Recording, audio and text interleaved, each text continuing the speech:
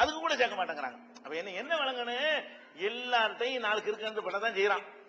ஆனால் அதை முஸ்லீம் செஞ்சா மாத்திரம் மத இதை பயன்படுத்துறாங்க என்பது ஃபர்ஸ்ட் தெரிந்து கொள்ள வேண்டிய ஒரு விஷயம். இரண்டாவது என்னன்னு கேட்டா, இந்த தீவிரவாதிகள் இப்ப அதிகமாக இந்த பெயர்கள் வர்றதுக்கு காரணம் என்னன்னு கேட்டா, இந்த அமெரிக்கா சில நாடுகளின் மீது போய் ஆக்கிரமிப்பு செய்யலாம். ஆக்கிரமிப்பு செய்யற நாடுகள் எல்லாம் முஸ்லீம் நாடுகளா இருக்குது. நல்லா கவனிக்கணும். அமெரிக்கா போய் ஆக்கிரமிப்பு செய்யறான அந்த நாடுகள் எல்லாம் முஸ்லீம் நாடுகளாக இருக்கிறது. அப்ப நீங்கள் புரிந்து கொள்ள வேண்டும், தீவிரவாதத்துக்கு உரிமை போருக்கு மத்தியில் உள்ள வேறுபாட்டை தான் நீங்க புரிஞ்சுக்கணும். இப்ப நம்ம எடுத்துக்கிறோம், இப்ப நம்ம நாடு வெள்ளக்காரன்ட்ட அடிமையா இருந்தது. அடிமையா இருக்கும் பொழுது நம்ம என்ன செஞ்சோம், விடுதலைக்கு போராடணும். ரெண்டு விதமா போராடணும். ஒரு விதம் காந்தி வழி. காந்தி வழினா என்ன, உண்ணாவிரதம், ஒத்துழையாமை இயக்கம், யாத்திரை, மறியல், இந்த மாதிரி டிக்ளேர் பண்ணி விட்டு ஒரு ஜனநாயக வழியில அந்த மாதிரி என்ன செய்யறது போராட்டம். அது ஒரு வகையாக நடந்தது. யார் வழி? அது காந்தி வழி. அதை விட்டுருங்க. இந்த காந்தி வழி இல்லாம வேற வழியில நடந்தா இல்லையா, சுபாஷ் சந்திர போஸ் வழி, பகத்சிங் வழி, ஆஸ்துரையை கொண்டான வேற வாஞ்சிநாதன் வழி எல்லாம் என்ன வழி? அது சுடு, வெள்ளக்காரனை சுடு, வெள்ளக்காரனை கொள்ளு, ரயில கவுத்து, அதை பண்ணு அப்படின்னு சொல்லுமா? ஜார்ஜ் பெர்னாண்டஸ் வரைக்கும் அதை செஞ்சவர் தானே. அப்ப இந்த மாதிரி ரயில கொளுத்தினவர் தானே அவர் வெள்ளக்காரன் காலத்துல. அப்ப நம்ம என்ன பாக்குறோம், நம்ம நாட்டில் ஒருத்தன் உள்ள நுழைந்து விட்டானே, ஆனால் அவனை விரட்டுறதுக்கு நம்ம செய்யக்கூடிய செயல்கள் தீவிரவாதம் அல்ல. அப்ப ஏன் அவங்கள பகத்சிங்கா நீங்க செலவைக்கிறீங்க? பகத்சிங்குடைய வீரத்திற்கு நீங்க போட்டுறீங்க. நேதாஜி சுபாஷ் சந்திர போஸ் எல்லா பள்ளிக்கூட பாட புத்தகங்களையும் அவர் இதுக்கு தேசிய தலைவரா சித்தரிக்கிறீங்க. அவர் ஆயுதம் தானே தூக்குனாரு, ராணுவத்தானே அமைச்சாரு, வெள்ளக்காரனை சுட்டு தானே கொண்டாரு, சொத்துக்களை தானே சேதப்படுத்தினாரு. எதெல்லாம் நீங்க பயங்கரவாத செயல்னு சொல்றீங்களோ அது எல்லாத்தையும் செஞ்சவர் யாரு? நேதாஜி சுபாஷ் சந்திர போஸ். அவர் இன்னைக்கு பெரிய ஹீரோவா நம்ம மதிக்கிறோமா? இல்ல. ஏன் மதிக்கிறோம்? எதுக்கு செஞ்சாருன்னு பாக்குறோம். நாட்டு மக்களை போய் அழிச்சார் அவரு. நீ யாரா அங்க இங்கிலாந்துல இருந்து எங்க நாட்டு ஆள்றது, நீ யாரா அப்படிங்கிறதுக்காக வேண்டி இன்னொரு நாட்டுக்கார ஆக்கிரமிச்சானே, ஆனால் அவனை விரட்டுவதற்கு ஆயுதம் தூக்கினால் அது தீவிரவாதம் இல்ல. இப்போ நான் சொல்றேன், நாளைக்கு அமெரிக்காக்காரன் இந்தியா ஆக்கிரமிச்சுக்கிட்டான். அப்ப நானே ஆயுதம் தூக்கணும், நீங்களும் தூக்கணும். அந்த ஆயுதம் எதை தீவிரவாதம் இப்ப நம்ம சொல்லிக்கிட்டு இருக்கிறோமோ அந்த வேலையை நம்ம என்ன செய்யணும், நம்ம செஞ்சு ஆவணும். அவனை விரட்டணும். நம்ம நாட்டை கைப்பற்ற நீ யாரான்னு கேட்கணும். அதுக்கு பேர் தீவிரவாதம் கிடையாது. விடுதலை போருக்கு பேர் என்ன இல்ல, தீவிரவாதம் கிடையாது. இப்ப நீங்க எடுத்துக்கிறீங்க, ஈராக்ல அவன் போராடுறான, இஸ்லாத்துக்கா போராடுறான்? கிடையாது. நீங்க விளங்கிக்கிறீங்க. அவன் பேரு முஸ்லீமா இருக்கிறது, அவன் இஸ்லாத்தை பரப்புறதுக்காகவோ இஸ்லாம் மார்க்கத்தை காப்பாத்துறதுக்காக அவன் போராடவில்லை.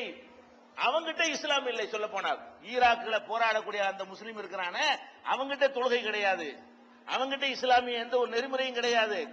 அவன்கிட்ட என்னது, எங்க நாட்டுல நீ என்னடா, இதான் மேட்ரு.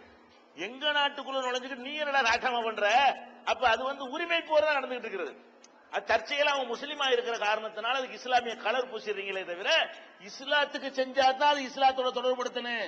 அவன் இஸ்லாத்துக்கு செய்யவில்லை. இதுக்கு இஸ்லாத்துக்கு ஒண்ணுமே செய்யல.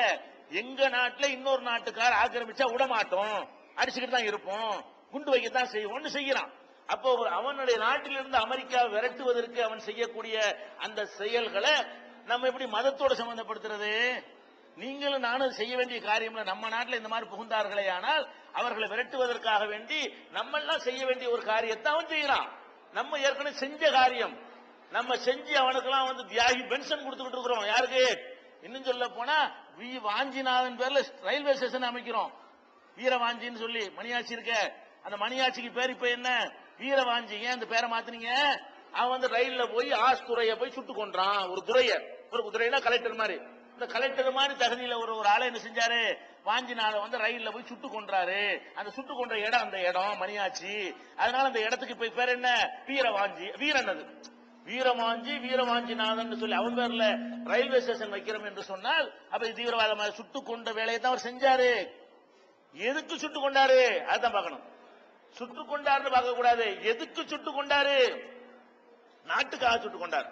அப்ப நாட்டுக்காக வேண்டி தன்னுடைய உரிமையை பாதுகாப்பதற்காக வேண்டி சுட்டுக் கொன்றால் அதுக்கு பேர் தீவிரவாதம் கிடையாது. இன்னைக்கு ஆப்கான்ல நடக்கிற விஷயமா இருந்தாலும் ஈராக்கில் நடக்கிற விஷயமா இருந்தாலும் அவங்க இஸ்லாத்துக்கு செய்யவில்லை, இஸ்லாத்தை காப்பாத்துறதுக்கு செய்யவில்லை. இஸ்லாத்தை பரப்புறதுக்கு செய்யவில்லை, இஸ்லாத்தை மேலவங்க செய்வதற்கு செய்வதில்லை, வேற எதுக்கு செய்யறாங்க. இன்னும் சொல்ல போனால் அவங்களுடைய செயல்களால் அமெரிக்காக்காரன் பாதிக்கப்படுற மாதிரி முஸ்லீமும் பாதிக்கப்படுறாங்க. அவங்க செயல்களால் ஈராக்ல உள்ள குண்டு வெடிப்புகளால் அமெரிக்காவை தான் குறி வச்சு அடிக்கிறாங்க. அமெரிக்காவுக்கு சப்போர்ட்டா இருக்கிற முஸ்லீமே அடிக்கிறான். அப்ப மத அடிப்படையில் பார்க்கலன்னு தான் அர்த்தம்.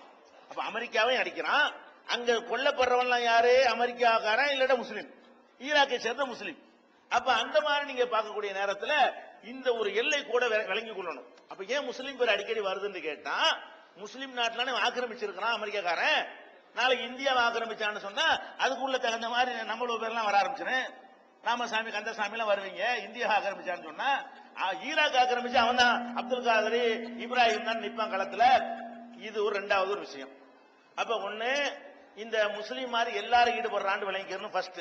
ரெண்டாவது அந்த முஸ்லீம்கள் செய்யக்கூடியது அதிகமா இருக்கிறாங்கல்ல, அது காரணம் அவன் தேச விடுதலைங்கிற அடிப்படையில் சில காரியங்களை அவன் செய்கிறான். அது நீங்க விளங்கிக்கணும். இப்ப காஷ்மீரை நீங்க எடுத்துக்கிறீங்க.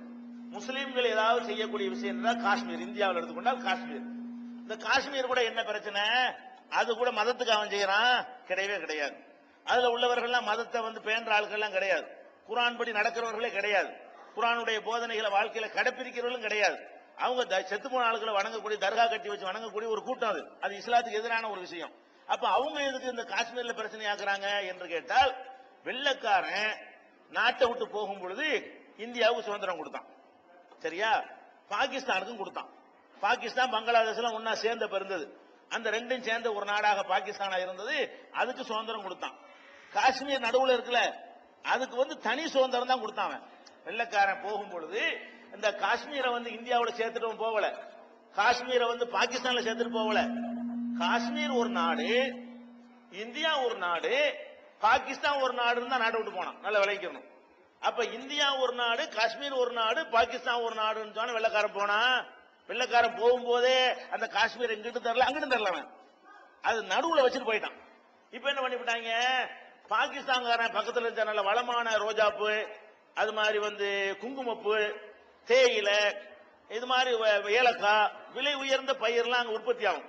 அது பணப்பயிர்கள் உற்பத்தி ஆகக்கூடிய ஒரு உயர்ந்த மலை பிரதேசமா இருந்த காரணத்தினால இந்தியாவுக்கு அதன் மேல ஒரு கண்ணு, பாகிஸ்தான்காரனுக்கு ஒரு கண்ணு. அவன் என்ன பண்றான்? அப்ப ராஜா யாரு? காஷ்மீருடைய ராஜாவாக ஹரிசிங் ஒருத்தர் இருந்தார். ஹரிசிங் இந்து மன்னர், முஸ்லிம்கள் மெஜாரிட்டியா இருக்கிற ஒரு மாநிலம். ஆனா ராஜா யாரு? இந்து ராஜா. அப்ப ஹரிசிங் ஒரு ராஜா என்ன செஞ்சாரு? அப்ப மன்னரா இருக்கிறாரு. அவருடைய மகன் தான் இப்ப கரம் சிங் போயிருக்காரு, காங்கிரஸ் எம்பியா இருக்காரு கரம் சிங் அவர். அப்ப இந்த ஹரிசிங் மன்னரா இருக்கக்கூடிய நேரத்தில் என்ன பண்றான்? பாகிஸ்தான்காரன் பாதி காஷ்மீர் அவன் பிடிச்சிக்கிட்டான் ராணுவத்தை அனுப்பி. வெள்ளக்காரன் விட்டுட்டு போன பிறகு அந்த அவன் ஆசாத் காஷ்மீர் அவன் சொல்லுவான், நம்ம ஆக்கிரமிப்பு காஷ்மீர் நம்ம சொல்லுவோம். அவன் என்ன செய்வான்? சுதந்திர காஷ்மீர் மாத பாதி காஷ்மீர் அவன் கையில் எடுத்துக்கிட்டான். மீதி காஷ்மீரையும் கொடுத்துடக்கூடாது. அவர் என்ன பண்ணாரு? ஹரிசிங் நேருட்ட உதவி கேட்டார். இவர் படை அனுப்பி என்ன செஞ்சாரு? அந்த பாதி அவர் பிடிச்சுக்கிட்டாரு. அப்ப அவன் என்ன பண்றான்? எங்களை ஏன்டா ரெண்டு பேரும் போட்டு வந்தாடுறீங்க, ஓட்டெடுப்பு நடத்தி எங்களை தனியா விடுங்கன்னு கேட்கறான். இது சரியா தவறான்னு நான் வரல, இதுல மதம் எங்க இருக்குன்னு கேட்கிறேன். இதுல மத பிரச்சனை எங்க வருது? இதுல ஆனா நாங்க வெள்ளக்காரன் போகும்போது தனியா தானே வச்சுட்டு போனா, அவன் பாதி எடுத்துக்கிட்டா நீ பாதி எடுத்துக்கிட்டு எங்களுக்கு ஒண்ணுமில்லாம ஆக்கி விட்டியல. எங்க நாட்டை எங்கள்கிட்ட கொடு, மக்கள்கிட்ட கருத்து கணிப்பு நடத்து, நீ எப்படி வலுக்கட்டாயமா எங்க நாட்டை நீ சேர்த்துக்கிட்ட, உதவி கேட்டுதானே உன்ட்ட வந்தோம் அப்படிங்கிற அடிப்படையில தான் அது போராட்டம் நடக்குதே தவிர, அப்ப உரிமை எங்க நாடு உங்க நாடு அவன் தப்பா புரிஞ்சானா சரியா புரிஞ்சானாங்கிறது அது அந்த டாபிக் நான் நுழையல. நான் கேட்கிறேன் என்னன்னா, இது மதத்துக்கு உள்ள விஷயமா? கிடையாது. அதனால அவன் குண்டு வச்சு சாவடிக்கிறான் முஸ்லீமா இருக்கிறான். காஷ்மீர் சட்டசபையில குண்டு வச்சாண்டா சட்டசபையில இருக்கிறவன் முஸ்லீம் தானே, போலீஸ் ஸ்டேஷன்ல குண்டு வச்சாண்டா போலீஸ்காரன் முஸ்லீமா தானே இருக்கிறான். அப்ப அவன் குண்டு வைக்கிறவனும் முஸ்லீமா இருக்கிறான், சாவரவனும் முஸ்லீமா இருந்தா இஸ்லாத்துக்கா செய்யறான்? அப்ப இஸ்லாத்துக்கு செய்யறான் முஸ்லீம் அப்படி பிரிச்சுட்டு செஞ்சிருப்பான். அப்ப அவன் குண்டு வைக்கிறவனும் முஸ்லீம், குண்டு வச்சு சாவரவனும் முஸ்லீம். அப்ப மதத்துக்கு அவன் செய்யல, இனத்துக்கு செய்யல. அவன் ஒரு கணக்கு பண்றான், இது நம்ம சுதந்திரமா தானே இருந்தோம், ஏன் நம்மள வளமான ஒரு பகுதியா இருக்குங்கிறதுக்காக வேண்டி ரெண்டு பேரும் ஏன் நம்மள பந்தாடுறாங்க? அந்த மாதிரியான ஒரு அடிப்படையில் தான் இந்த காஷ்மீர் விவகாரம் கூட வருது. அவன் போராடிட்டு இருக்கிறான். அப்ப காஷ்மீர்ல போராடுறவன் யாரா இருப்பான்? முஸ்லீமா தான் இருப்பான். ஆனா நீங்க பேரை பார்த்துட்டு இஸ்லாம்ன்றீங்க, அதை முஸ்லீமா